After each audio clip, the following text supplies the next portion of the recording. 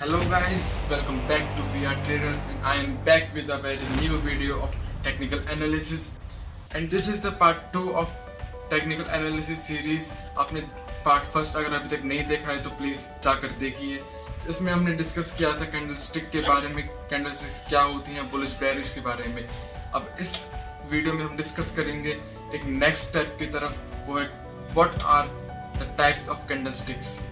तो candlestick patterns के types होते हैं कुछ, मैंने आपको पुरानी वीडियो में बताया था। जो कैंडलस्टिक पैटर्न्स के टाइप होते हैं उनमें से पहला टाइप आता है hammer. So what is hammer? नाम सुनते ही आपके दिमाग में सबसे पहले हथौड़ा आया होगा।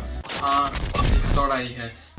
मैंने आपको पिछली वीडियो में बताया था कि जो कैंडलस्टिक होती है उसकी बॉडी होती है और विक होती है।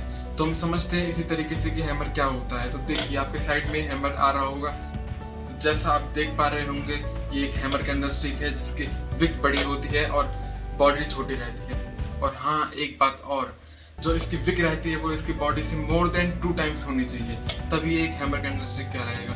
तो सबसे पहले हम समझते हैं कि इसकी साइकोलॉजी क्या होती है। अगर आप देखेंगे जो हैमर होता है उसमें बताया क्या है। मैंने आपसे बोला था कि जो कुछ भी हो रहा है मार्केट में आपको सिर्फ एक व्यू से देखना है कि यहाँ पर बायर्स ज़्यादा हैं, सेलर्स ज़्यादा हैं, और सिर्फ इसी चीज़ से आप बता सकते हैं कि मार्केट में असल में चल क्या रहा है। आप एक बार देखिए हैमर को और समझने की कोशिश कीजिए।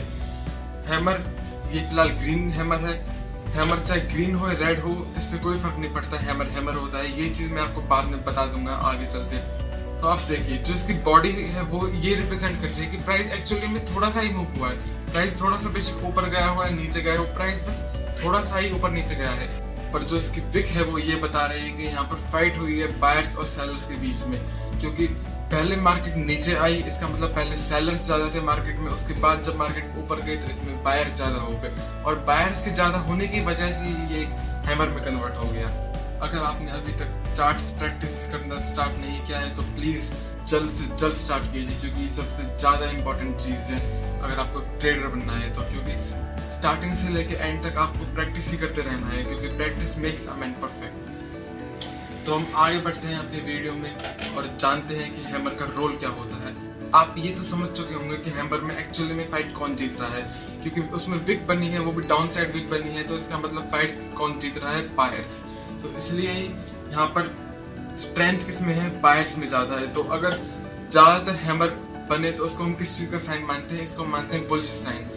तो इसका मतलब ये नहीं है कि आप जहाँ पर भी हैमर देखें वहाँ पर बाय कर दीजिए, और जहाँ पर भी मतलब कहीं पर भी आपको हैमर दिख रही है आप बाय कर दीजिए, ऐसा कुछ नहीं है।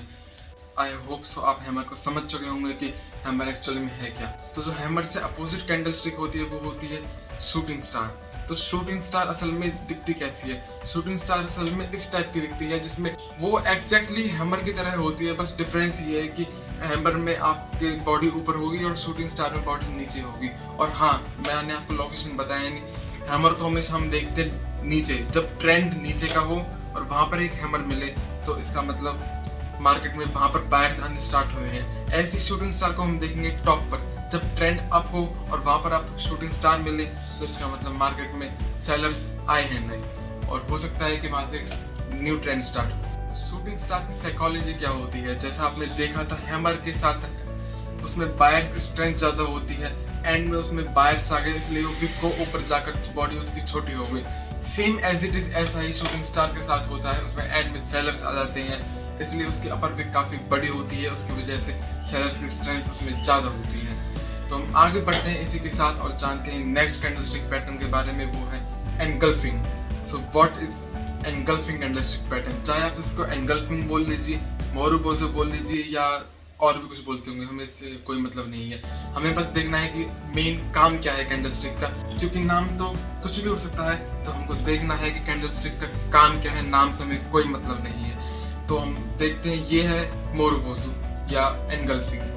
तो एनगल्फिंग में भी 2 टाइप्स होते हैं। पहला होता है बुलिश एनगल्फिंग, दूसरा होता है बेरिश एनगल्फिंग।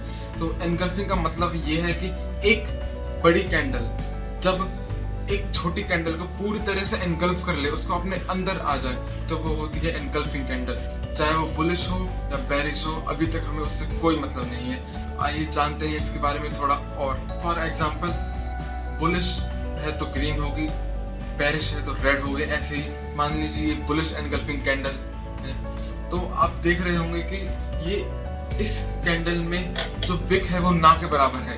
इसका मतलब जो पूरी स्ट्रेंथ बायर्स की है यहाँ पर। सेम इसका अपोजिट होता है बेरिश एनगल्फिंग। जैसा कि ये एक बेरिश एनगल्फिंग है। बेरिश एनगल्फिंग आप देख रहे होंगे कि बेरिश एनगल्फिंग का डायरेक्ट मतलब है कि मार्केट में सेलर्स बहुत ज्यादा है। अगर मार्केट में सेलर्स इतने ज्यादा है तो ज्यादा चांसेस है कि मार्केट नीचे जाएगी।